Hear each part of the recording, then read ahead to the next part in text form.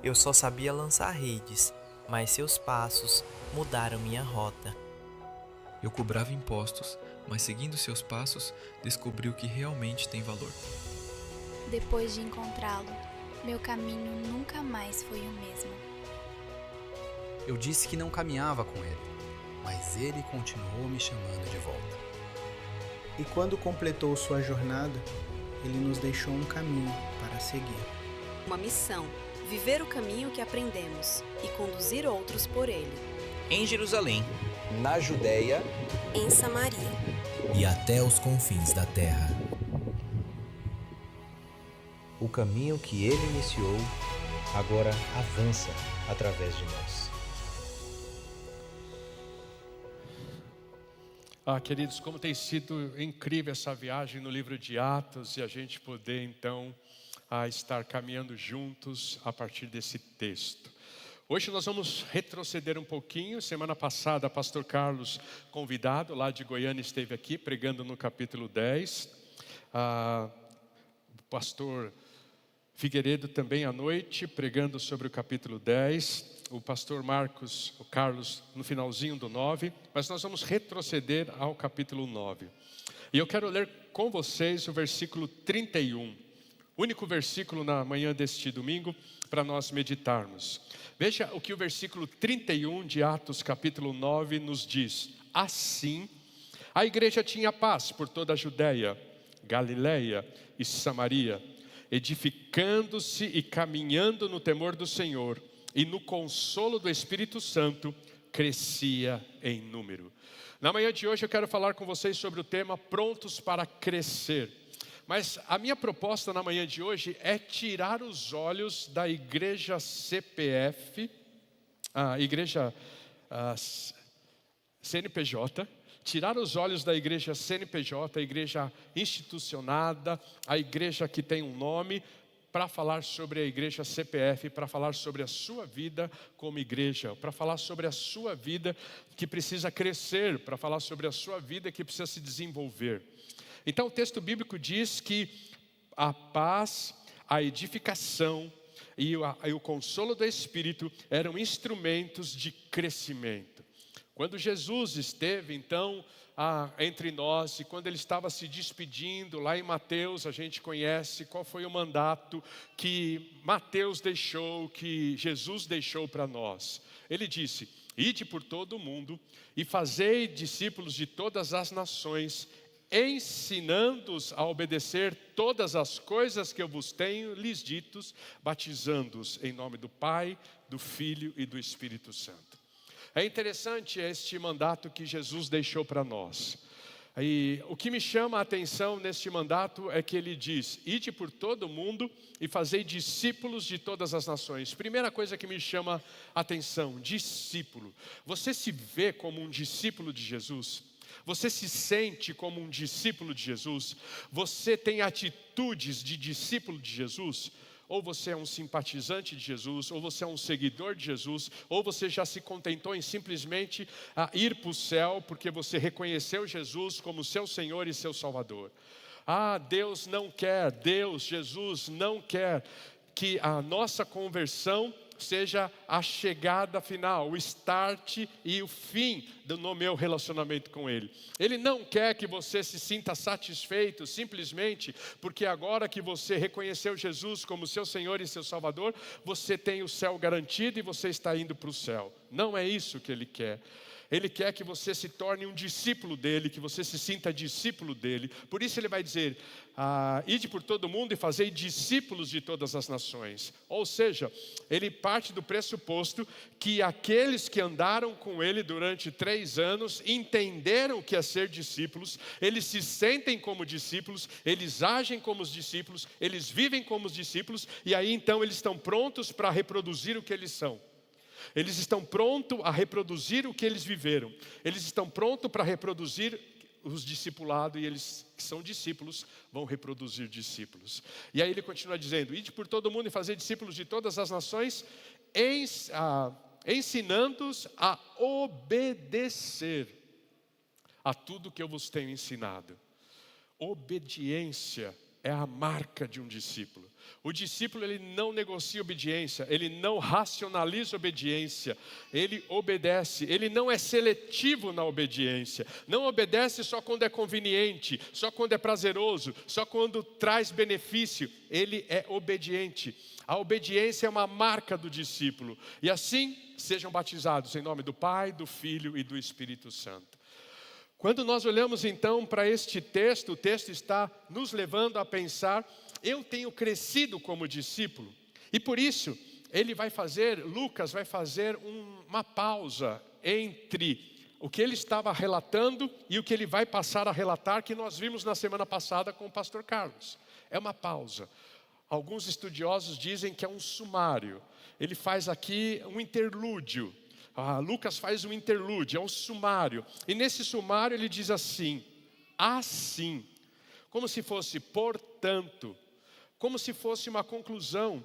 Ele vai então mostrar: apesar da morte de Estevão, apesar da perseguição que Saulo promovia à igreja, apesar então de Felipe estar anunciando o eunuco em tempo de crise, apesar de Paulo se converter em tempo de crise, a partir da conversão de Paulo, Lucas diz: portanto, assim, ele diz, a igreja tinha paz. A conversão de Paulo leva a um momento de paz à igreja. Aquele que era perseguidor passa agora a ser perseguido e traz um tempo de paz. Não é que a perseguição havia acabado, não é que a perseguição havia sido totalmente extinta, não, mas havia um arrefecimento dessa perseguição. Parece que Deus, ele reteu essa perseguição e trouxe um momento de paz. Trouxe um momento de paz para a igreja do primeiro século. E eu quero começar conversando com vocês para que nós possamos observar esse primeiro aspecto que deve ser cuidado se eu quiser crescer espiritualmente, se eu quiser evoluir espiritualmente, se eu quiser dar um passo a mais na minha vida cristã, se eu quiser aprofundar o meu relacionamento com Deus, eu preciso estar atento a essa indicação. Paz é um lugar onde nós devemos aproveitar para crescimento.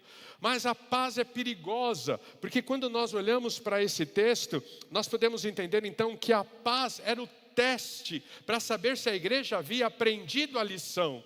E qual era a lição que a igreja precisava aprender?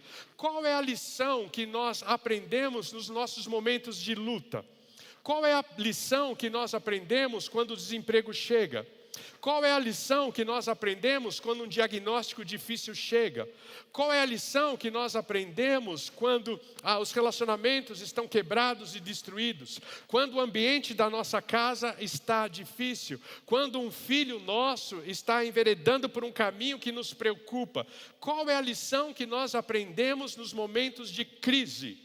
A grande lição que nós deveríamos aprender nos nossos momentos de crise é dependência. É nos momentos de crise que nós somos, na maioria das vezes, impulsionados para ir ao encontro de Jesus. É nos momentos de crise que deveria naturalmente acontecer, de nós estarmos indo ao encontro de Cristo, a fortalecermos a nossa vida de oração, a fortalecermos a nossa vida de leitura bíblica, a fortalecermos a nossa vida com as disciplinas espirituais, a estarmos então nos envolvendo cada vez mais com Cristo e confiando no que Ele pode fazer e o que Ele quer fazer em relação àquele momento difícil, àquela crise que nós estamos vivendo. Já diriam alguns, se você não for atraído pelo amor, você será atraído pela dor. Não sei o quanto desse dito entre nós é verdadeiro, mas o que tem a tendência é que no momento de crise, a tendência é nos levar a buscarmos a Deus. A tendência é nos levarmos a buscarmos até pessoas que conheçam a Deus para nos ajudar. Mesmo que eu ainda não tenha um relacionamento pessoal intransferível com Deus, no momento de crise, eu procuro alguém que tenha um relacionamento com Deus e peço que Ele ore por mim, que Ele me ajude, que Ele caminhe comigo, que Ele me instrua, que Ele me ajude a entender por que eu estou vivendo aquele momento. E muitas vezes nós podemos perceber se aprendemos esta lição num tempo de paz. O tempo de paz é o teste de Deus para saber se nós aprendemos o que é dependência. Por isso eu me lembrei de uma oração que eu me identifico muito. Uma oração que está lá em Provérbios capítulo 30, de um homem chamado Agur, que nós não sabemos quase nada sobre este homem, a não ser que ele é filho de Jaque, de Massá. Quase nada. E ele faz uma oração a partir do versículo 7, de Provérbios capítulo 30.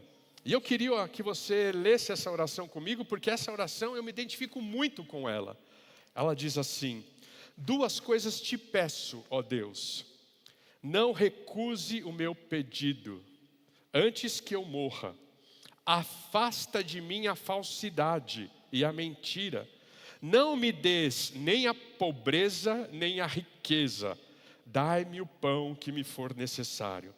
Para que acontecer que, estando eu farto, te negue e diga: quem é o Senhor?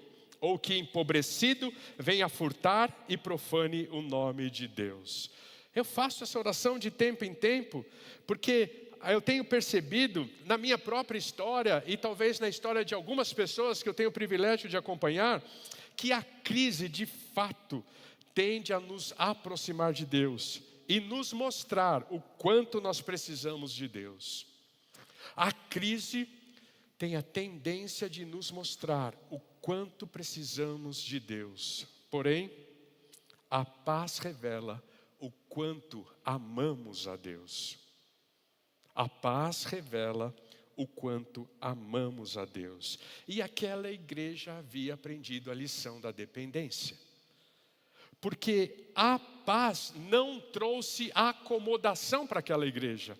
A paz trouxe a oportunidade que aquela igreja precisava para continuar se edificando, para continuar caminhando no temor do Senhor, para continuar vivendo no consolo do Espírito, e eles cresciam em número. Tanto é verdade que o texto bíblico diz que enquanto eles não estavam acomodados na paz, o evangelho ele se estendia por toda a Judeia, por toda a Galileia e Samaria. Sabe qual é o perigo da paz? Trazer comodismo.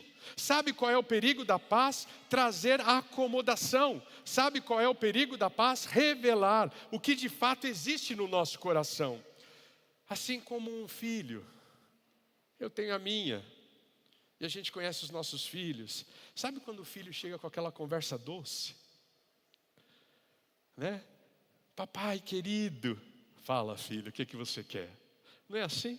O filho chega com aquela conversa doce, amigável, amistosa, dizendo que você é o pai mais lindo do mundo, você é a mamãe mais cheirosa da face da terra, né? E aí você já sabe que, fala filha, o que você está precisando, o que você quer de mim?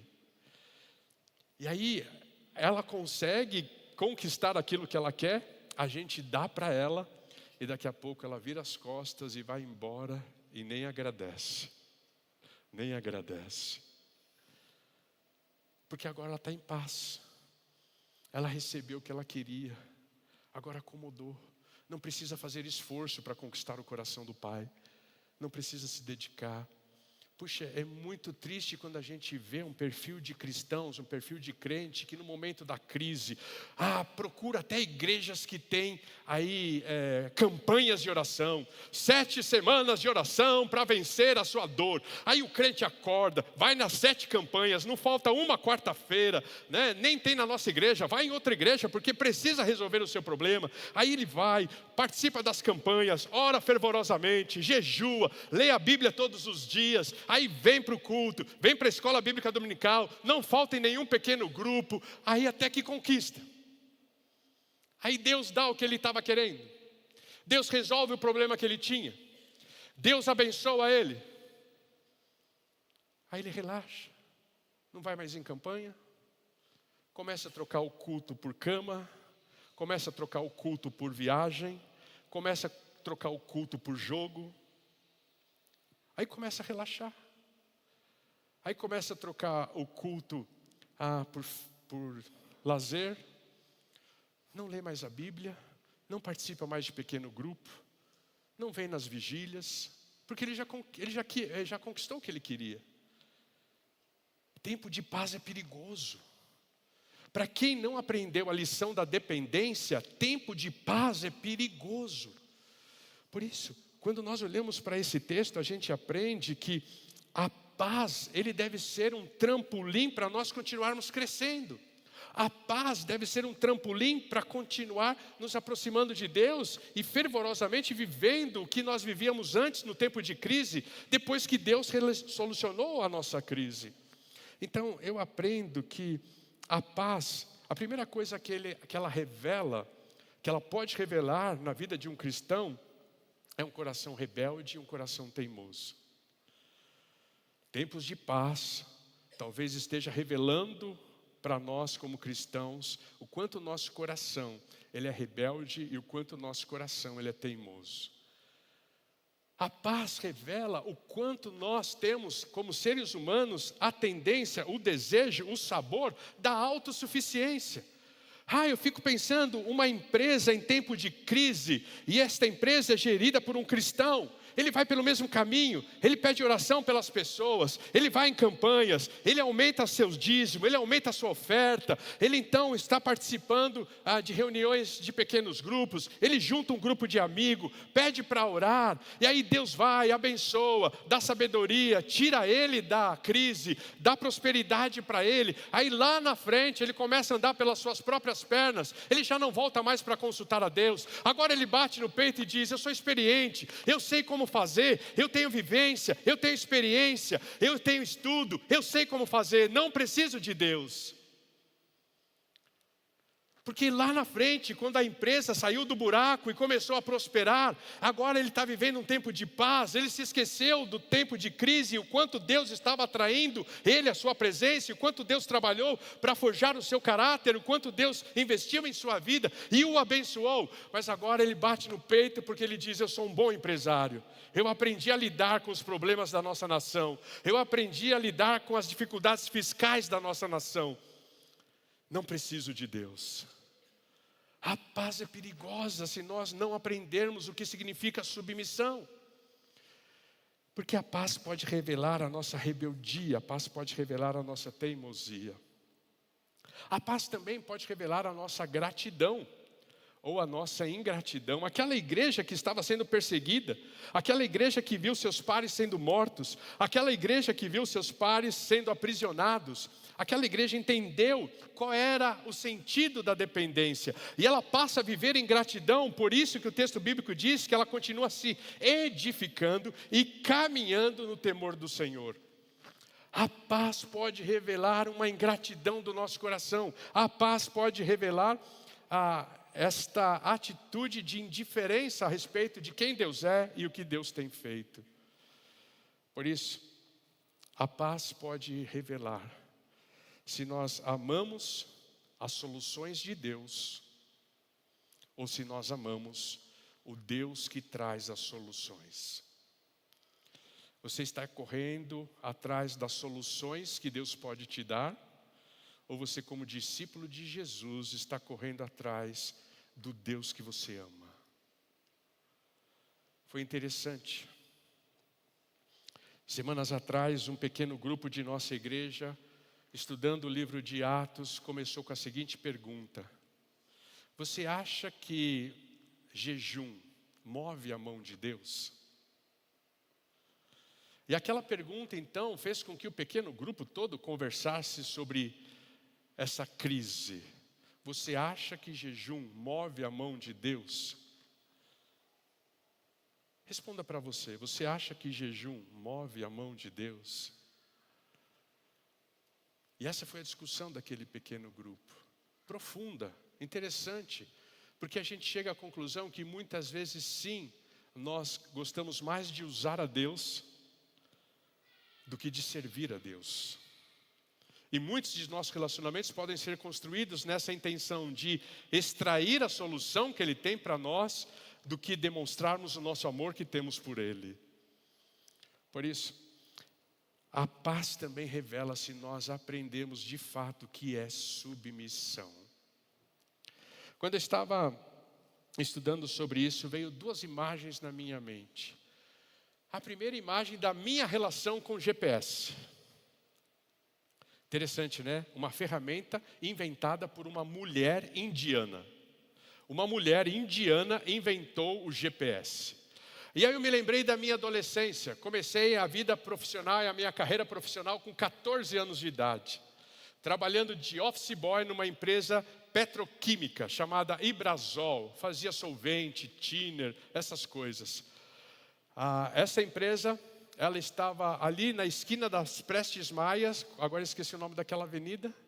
Bom, ali na esquina da Prestes Maia com... Esqueci o nome da avenida. E a minha tarefa era o seguinte, era office boy, tinha um uniforme marrom, me lembro como se fosse hoje, a gravatinha, tinha que pôr todo dia aquele uniforme, uma pasta 007 de couro e um molho de chave gigantesco. Porque qual era a minha tarefa? Sair de manhã, por volta de 8 horas, 8h30, e andar até meio-dia. Eu andava todos os dias, das 8h30 da manhã até meio-dia. Qual que era a minha tarefa? Passar pelas agências bancárias, abrir as caixinhas da minha empresa, retirar as correspondências que tinham lá e colocar na mala 007. Ia de banco em banco naquele centro de São Paulo. Conhecia todas as ruas pelo nome, sabia todos os buracos, tinha ideia de tudo. Se você me parasse, onde fica tal lugar? É igual o Dário assim, quando a gente fala de uma região de Perdizes ali, Vila Romana, ele sabe tudo na cabeça. É um GPS ambulante, né? E eu sabia tudo, tudo na cabeça, detalhe por detalhe.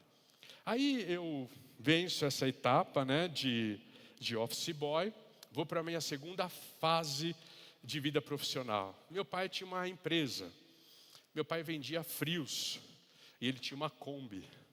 E eu entregava as mercadorias junto com o papai e às vezes sozinho para o papai. Foi na época que eu aprendi a ter prazer de dirigir Kombi. Um volante tão gostoso, né, irmãos? Quase não tem folga aquele volante de Kombi, né? Você vira um pouquinho, o carro já vira, sabe? Essas coisas tão confortáveis.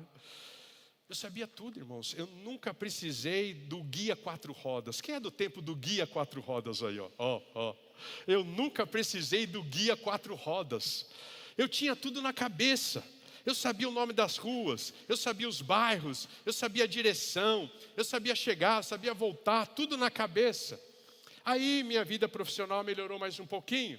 E aí eu fui ser então dono de pizzaria.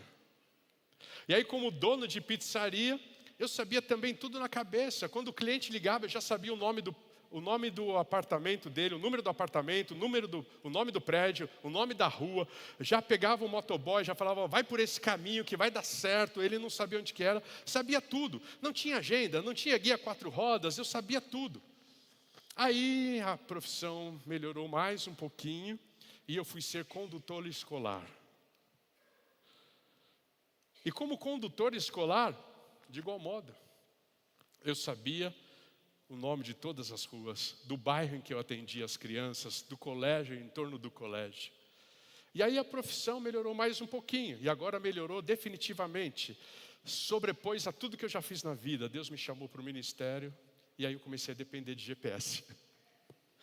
Não sabia mais rua nenhuma, não sei mais rua nenhuma.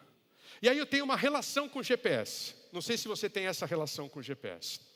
Quando eu tenho certeza que eu não sei onde é o lugar que eu estou indo, eu coloco o endereço lá no GPS e sigo literalmente o que o GPS manda eu fazer. Então eu saio de casa e vou seguindo literalmente o que o GPS manda eu fazer. Essa é a primeira relação que eu tenho com o GPS. E aí eu chego no lugar que eu quero chegar.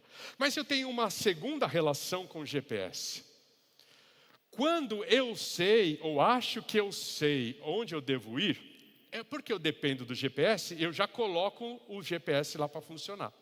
Mas se ele está me mandando para um lugar que eu acho que o lugar que eu sei é melhor, eu desobedeço o GPS. Fala, não, esse GPS está fazendo um caminho muito difícil, eu vou por aqui porque eu estou acostumado a ir por aqui. E aí ele fica recalculando. Até que eu chego numa rua que foi fechada e eu não sabia que foi fechada. Até que eu chego numa rua que teve um acidente e o GPS sabia que lá tinha um acidente, mas eu não sabia. E aí eu perco mais tempo na rua que tinha um acidente. E aí eu falo, por que eu não obedeci o GPS? E aí eu falo, vou voltar a seguir o GPS. Mas eu tenho uma terceira relação com o GPS. Tem aquele lugar que eu acho que eu tenho certeza que eu sei onde é, que eu nem ponho o GPS. E aí eu vou. E aí no meio do caminho eu falo, estou perdido. Acho que eu sabia onde era, mas eu me esqueci, não sei mais aonde que é. E aí eu coloco o GPS no meio do caminho para terminar a viagem comigo. Assim é a submissão. Assim é o nosso relacionamento com Deus. Na época da crise, a gente põe o GPS e segue ele direitinho. Na época da paz, a gente acha que sabe como fazer. A gente acha que sabe onde chegar. A gente acha que sabe como resolver. A gente sabe que acha qual o melhor caminho. E aí a gente vai pelas nossas próprias pernas, pelo esforço das nossas mãos. E aí no meio do caminho, muitas vezes a gente tem que voltar para trás e dizer, Senhor, me perdoa porque eu estava enganado. Deixa eu usar o GPS aqui novamente. A minha oração é que você, em tempos de paz, não deixe de fazer o que o tempo de crise lhe ensinou. A minha oração é que em tempo de paz, você não deixe de viver o que tempo de crise te impulsionou a viver. E quando eu estava pensando nisso, me lembrei logo da história de Jó. Que em tempo de paz ele era íntegro. Em tempo de crise, ele continuou sendo íntegro. E talvez por isso foi mais fácil ele viver o tempo de crise. Porque em tempo de paz, ele aprendeu o que é submissão. E quando a crise chega, nós não nos desesperamos. Porque aprendemos no tempo de paz o que é dependência de Deus. E eu fico me perguntando, por que tem gente que vive oscilando entre paz e crise, paz e crise, paz e crise, paz e crise? Talvez porque quando chega a paz, se esquece das lições da crise. E aí talvez, uma sugestão apenas, Deus tenha que levar ele de volta para a crise, para ver se ele aprende agora a lição, para viver em tempo de paz. Você quer crescer espiritualmente? As lições aprendidas no tempo de crise, viva elas em tempo de paz. Segundo, o texto bíblico diz que aquela igreja aproveitou o tempo de paz para continuar edificando-se e caminhando no temor do Senhor. Ah, como é gostoso saber que a ideia de temor do Senhor traz consigo o sentimento de santidade. Uma das definições mais simples que tem sobre temor do Senhor, e este é um tema que eu tenho me aprofundado para o ano que vem, porque eu recebi esta semana um toque divino, e eu já tenho o tema para o ano que vem. O ano que vem nós vamos, o nosso tema geral vai ser até que Ele venha. Como viver até que Cristo volte. E um dos tópicos que nós vamos pregar é com temor. E uma das definições mais claras, mais simples sobre o temor do Senhor, porque eu sempre achei o tema temor do Senhor difícil, pelo fato de ele parecer ser muito abstrato, e eu tenho dificuldade de lidar com coisas abstratas, eu preciso de concreto. E aí, uma das coisas que me ajudou a amenizar essa minha crise é entender que temer a Deus é ter consciência de quem Ele é e da presença dEle na minha vida. Quando eu ando com a consciência de quem Ele é e da presença dEle na minha vida, eu evito fazer coisas que sem esta consciência eu não evitaria. Então, aquela igreja, ela continuava a crescer porque no tempo de paz, ela colocou em prática as lições aprendidas no tempo de crise. E o próximo passo que ela tomou foi cuidar da sua santidade. Se você quer ser um discípulo de Cristo Jesus e continuar crescendo e ensinando pessoas a obedecerem tudo aquilo que Ele já ensinou a você, você precisa cuidar da sua santidade. Você precisa trazer de maneira muito clara na sua mente a consciência de quem Ele é e da presença dEle na sua vida. E por isso o texto bíblico vai nos lembrar algumas coisas, como por exemplo, o Salmo 111, versículo 10, que vai dizer que nós precisamos levar Deus a sério. É tempo de levar Deus a sério. E o salmista vai dizer, assim como Salomão no Provérbios também vai dizer, que temer a Deus, levar Deus a sério, é entender que todo princípio de sabedoria começa por essa consciência da presença de Deus e de quem Ele é em nossas vidas. Leve Deus a sério. Não racionalize o pedido que Ele faz a você. Não racionalize os princípios que Ele coloca na sua vida. Não viva por conveniência. Não seja seletivo. Obedeça, independentemente das consequências dessa obediência na sua vida. A segunda coisa que o texto bíblico nos fala está lá em Provérbios capítulo 16, versículo 6, quando ele diz que aquele que teme ao Senhor se afasta do mal. Assim como Paulo vai falar em Tessalonicenses que nós deveríamos fugir de toda aparência do mal. Fugir do mal, afastar-se do mal, lutar contra a nossa tendência de termos uma paixão que nos escraviza. Essa semana no nosso congresso da Igreja Discipuladora, eu ouvi uma coisa que impactou meu coração, que até então eu não tinha compreendido. E eu passei a compreender e a entender melhor ainda, mais ainda o que é temor ao Senhor e o que é afastar-se do mal. Algum preletor, que eu não me lembro quem, de tantos que a gente ouviu, disse o seguinte: se a sua paixão não for Jesus Cristo, a sua paixão será um vício. Não faz sentido, igreja?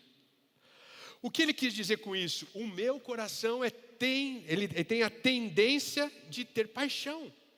O meu coração foi feito para viver uma paixão, uma visão, um sonho, um projeto. O meu coração foi feito para isso. E por isso ele precisa ser preenchido por uma paixão. E a única maneira de meu coração não estar apaixonado pelo meu vício é ser apaixonado por Jesus. Se você lida com vícios, pode ser jogo, pode ser dependência química, pode ser pornografia, qualquer que seja o vício que você está lutando para vencer, você só vai conseguir vencê-lo se você se apaixonar por Jesus e se afastar de todo o mal. Como nós precisamos entender isso. Se nós quisermos ser um discípulo de Jesus e continuarmos crescendo, nós precisamos de santidade. Santidade é se afastar do mal, como Provérbios 16, versículo 6 nos diz. Assim como Pedro na sua primeira carta, no versículo 15 e no versículo 16, ele vai dizer, replicando o texto do Antigo Testamento, quando ele vai dizer assim: sede santos, porque eu sou santo. Viver no temor do Senhor é refletir o caráter de Cristo. E Cristo é santo, e nós devemos refletir este caráter.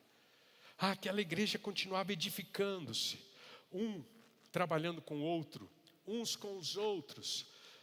Quem sabe no incentivo, no encorajamento, em prestação de conta, e de fato andando lado a lado, como uma vida totalmente derramada sobre outra vida, assim como ferro afia o ferro, assim o homem é o seu amigo, naquele jeito de andar e de amizade espiritual profunda, onde um encorajava o outro a viver em santidade, a viver no temor do Senhor, a se lembrar de quem Deus era, a ter consciência do seu poder, da sua glória, da sua santidade, e que não é nada menos exigido de nós, os seus discípulos, que vivamos em santidade. Por isso, na manhã de hoje, eu quero convidar você a vencer a paixão do seu vício, se apaixonando por Jesus. Eu não sei qual é o seu vício, eu não sei o que tem te escravizado, mas Jesus te convida a experimentar liberdade na manhã de hoje. E eu fiquei pensando nesta parte do nosso tópico, da nossa mensagem, por exemplo, em José. Sim, o do Egito. José do Egito tinha consciência de quem Deus era e da presença de Deus em sua vida. Que mesmo quando ele foi convidado pela mulher de Potifar a negar a Deus, ele resiste, porque ele diz: eu não poderia fazer isso contra o meu Deus. Ele pensa no Potifar: não seria justo com este homem que foi tão bom comigo, mas eu não poderia fazer isso com o meu Deus.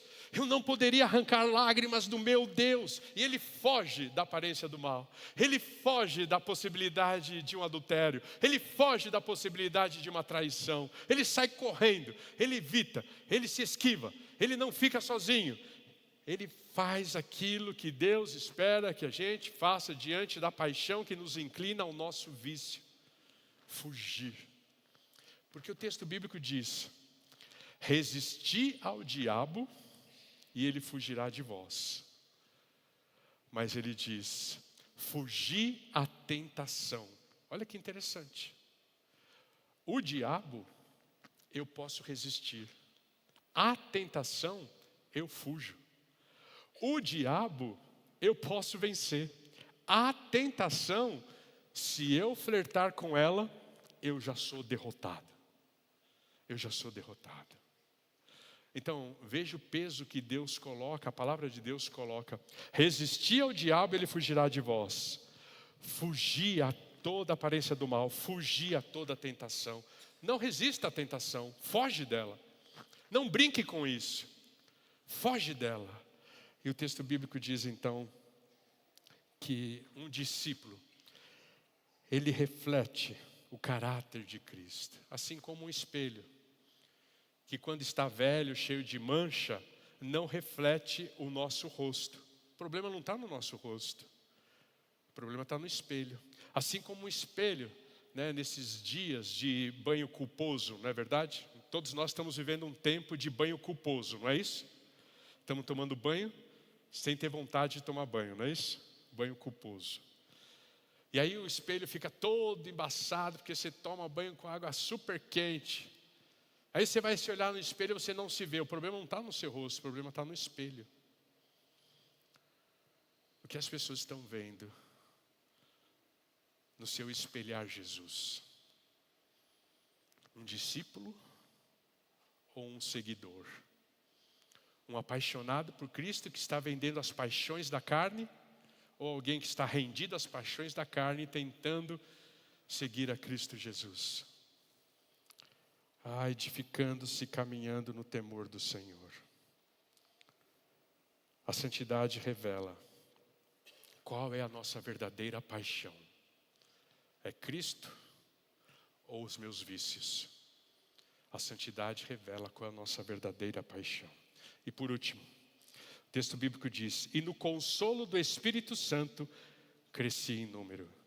Aqui no consolo do Espírito Santo, Deus está nos convidando a sermos guiados pelo Espírito Santo. Deus está nos convidando a nos movermos a partir do momento em que o Espírito nos manda se mover. Como eu seria mais feliz, como eu seria mais completo, como eu seria mais pleno, se eu só me movesse com a convicção de que esse mover é direção do Espírito Santo. Que eu parasse de me mover pela minha ansiedade, que eu parasse de me mover pelos meus sentimentos, que eu parasse de me mover pelos meus anseios, mas só me movesse se o Espírito Santo me mandasse, me ordenasse a me mover. O texto bíblico diz que eles se moviam a partir do Espírito Santo os moverem, e nós aprendemos isso hoje na lição da IBD, não foi? Paulo estava se movendo na direção da Ásia. O Espírito disse: não, vem para cá. Paulo foi na direção da Ásia. O Espírito disse: não, para cá. Até que Paulo chegasse em Troade. Mas foi o Espírito que moveu Paulo. Paulo queria uma coisa, o Espírito outro. Paulo queria uma região, o Espírito outro. Paulo estava indo para um lugar, o Espírito outro. Acabamos de aprender isso hoje na lição da IBD. Como seria bom se nós pudéssemos ter a coragem de Moisés e dizer assim: se o Senhor não for conosco, nós não arredamos o pé daqui. Se o Senhor não garantir a sua presença, lá em Êxodo capítulo 33, se o Senhor não garantir a sua presença, não vem com essa conversinha de mandar o seu anjo não. Não vem com essa conversinha de mandar representante não. Não queremos representante, queremos o Senhor. E se o Senhor não for, nós não vamos sair daqui. Ah, como nós seríamos mais plenos, felizes, tranquilos, cheios de paz, se nós só nos movêssemos na direção do Espírito. A ideia é que aquela igreja crescia porque ela se movia na direção do Espírito Santo. E você vai crescer espiritualmente se você se mover na direção do Espírito Santo. Ser guiado pelo Espírito Santo é dar ouvido a esse Espírito. Quando ouvires a voz de Deus, não endureçais o vosso coração. Deus falou, não endurece o seu coração. Endurecemos, mais uma vez eu vou dizer, quando racionalizamos. Endurecemos quando não cremos. Endurecemos quando achamos que estamos enganados, que as nossas emoções, que os nossos sentimentos. Endurecemos quando não vivemos plenamente aquilo que Deus tem nos dado para viver. E Romanos 8, versículo 14, como eu disse há 15 dias atrás, nos diz: todo aquele que tem o Espírito é filho de Deus. E se você é filho de Deus, você tem o Espírito. E se você tem o Espírito, Ele está falando com você. Ele está falando com você. Dê ouvido ao que Ele tem falado. Não endureça o vosso coração. Ouvir a voz de Deus é participar da missão de Deus. Ser guiado pelo Espírito Santo é participar da missão de Deus.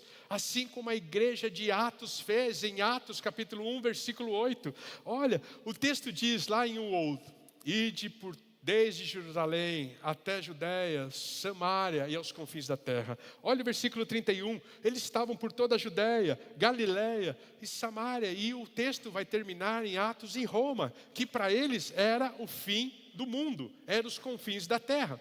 Roma era o último lugar conhecido no primeiro século. Não tinha o lado de cá do Atlântico. E como é gostoso a gente pensar então que dar ouvido, ser guiado pelo Espírito Santo é participar da missão de Deus. Nas minhas últimas férias, foi no meu aniversário de julho do ano passado. Está chegando de novo, hein? O tempo está passando, estou ficando velho, gente. Falta pouquinho para mim ser oficialmente integrado ao grupo do Entardecer Reluzente. Uhul! Está faltando pouco. E eu fui para a Ilha Bela, capital da vela. E nós estávamos numa praia. E aí eu olho para o mar, um monte de criança. Em cima de uma prancha com uma vela. E aí eu não aguentei. Eu fui para perto daquelas crianças. Aí eu vi um monte de adulto. E eu perguntei, o que está acontecendo ali? É uma escola de vela que tem nessa praia. E quem são aquelas crianças? São os nossos filhos. E quem está lá? Um senhor de idade, com um sorriso de orelha a orelha. É meu neto. Olha como ele veleja bem. Mal tinha subido ainda na prancha, né, irmãos? E aí eu fiquei olhando aquelas crianças. E aí eu percebi que tinha uma criança, estava todo mundo indo para lá, e a criança parada aqui, e a maré levando ela para lá. Eu falei assim, será que aquela criança não vai se perder não? Ele falou, não, pode ficar tranquilo, senhor. Os professores estão atentos, eles deixam eles passarem por dificuldade. Eles têm que cair e aprender a subir. Eles têm que aprender tudo. Então ninguém vai morrer afogado não, fica tranquilo. Mas seu neto está para cá ou para lá? Meu neto está para lá. Meu neto está para lá. Eu falei, não entendo nada de vela. Por que está todo mundo indo para lá e essa criança está vindo para cá? Deixa eu te explicar, senhor. É porque o vento, ele sopra. E o papel daquele que está em cima da prancha, que quer velejar, é ajustar a vela na direção do vento. Ele tem que ajustar a vela na direção do vento. Aí o vento vai bater na vela e aí ele vai velejar. Se ele não achar a direção do vento, ele vai para outro canto, porque a maré vai levando ele para o lugar que não é para levar, porque ele não conseguiu pegar o vento. Eu fico pensando que muitos crentes precisam aprender a velejar. Porque a Bíblia diz que o Espírito é como um vento que sopra, que a gente não sabe de onde vem, nem para onde vai. E o nosso papel é encontrar esse vento, se alinhar a ele e deixar que ele nos leve, e deixar que ele nos guie, e deixar que ele nos conduza. Se você quer ser um discípulo de Jesus e quer continuar crescendo, ajuste a sua vela. Veja onde o vento está soprando. Se alinhe ao Espírito Santo. E aí ele vai te levar, ele vai te conduzir. Termino contando a história da Panasonic.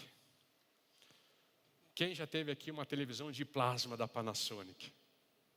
Olha, alguns tiveram a televisão de plasma da Panasonic. Era um objeto cobiçado, né? Quando foi lançado.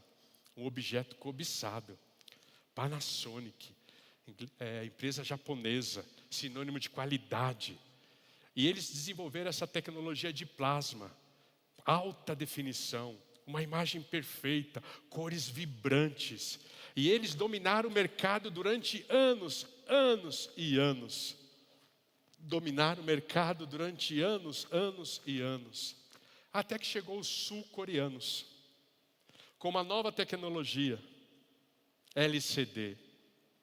TVs mais finas, TVs mais leves, uma boa definição e o preço baratinho em relação à TV de plasma. Mas a Panasonic, ela não quis abrir mão da tecnologia que ela desenvolveu.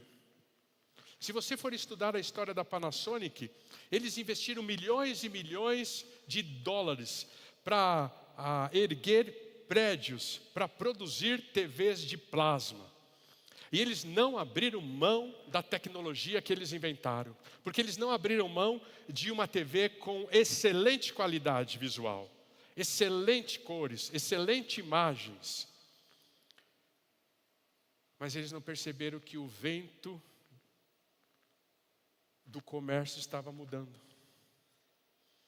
Eles não perceberam que o LCD reduziu o custo, trouxe visualmente uma ideia de quadro, né? Aquelas TVs finas que parece que você tem um quadro na televisão, na parede. Preço mais acessível. E aí a Panasonic não é mais referência de TV. Vendeu a divisão de TV para os chineses. Hoje ficam com a tecnologia na mente, mas a produção é chinesa. E perderam o mercado para os sul-coreanos, Samsung, LG. O que eu aprendo com a Panasonic? O que eu aprendo se eu preciso crescer? A paz é perigosa. Eles eram dominantes do mercado. Eles achavam que esta nova tendência, essa nova tecnologia seria modismo. Ela passaria. Ninguém ia trocar o excelente pelo bom. Ninguém ia trocar o plasma pelo LCD. E eles eram líderes de mercado. E continuavam vendendo, vendendo, vendendo. Até que o vento bateu o contrário. E eles começaram a perder mercado, mercado, mercado. E quando eles abriram os olhos, já não tinha mais o que fazer, a não ser vender a divisão de TV para não quebrar a Panasonic. Paz. Tempo de paz é perigoso para quem não aprende as lições do tempo de crise. O que eu aprendo com a Panasonic? O modelo de negócio mudou. O vento estava soprando para outro lugar. Eles não ajustaram a vela. Eles não repensaram o seu modelo de negócio. Eles não abriram mão das suas convicções. Eles sentaram em cima do seu orgulho. Não existe uma televisão igual a de plasma. E nós não abrimos mão disso. Perderam o time do modelo de negócio. E vieram à falência na divisão de TV. Todos nós precisamos ter convicções. Não abra mão delas, mas coloque sempre elas à prova do vento que o Espírito sopra na sua vida. O que eu aprendo com a Panasonic? Que paz e autossuficiência é igual a falência. O que eu aprendo com um cristão? Que paz e autossuficiência é estagnação. E eu não quero isso, porque eu estou comprometido com o seu crescimento. E eu estou desejoso que você esteja comprometido com o meu crescimento. E que sejamos discípulos de Jesus, vencendo a paz ou lidando de maneira correta com a paz, buscando santidade e ajustando a vela para que o Espírito sopre e me leve aonde Ele quer me levar. Na manhã de hoje fica esse convite a você. Você quer crescer? Você está pronto para crescer? Então observe esses 3 aspectos da sua vida, esse tripé: paz, santidade e guiados pelo Espírito. Feche seus olhos, eu quero orar com você. Quero pedir a bênção de Deus sobre a sua vida. E quero aproveitar este momento para fazer 2 convites a todos vocês que estão aqui. Ore a Deus agora. Você tem aplicado as lições aprendidas na crise, agora que você está em tempo de paz? Não, pastor, eu estou em tempo de crise. Então aprenda as lições para quando a paz chegar, porque ela vai chegar, você saiba viver bem. Qual é a paixão que você tem? É Jesus? Ou é o jogo? Ou é a dependência química? Ou é a pornografia? Qual é a paixão que você tem? Deus quer te livrar disso, convidando você na manhã deste domingo a se apaixonar por Jesus. E a sua vela como está? Ajustada? O vento está soprando. Pegue a onda do vento. Seja guiado pelo Espírito. Ouça o que Ele diz. Se envolva na sua missão. Que é sair de Jerusalém, andar pela Judéia, chegar a Samaria e até os confins da terra. Somos um barco de resgate e jamais um navio de cruzeiro, porque fomos chamados para espelhar Jesus e espalhar a sua luz.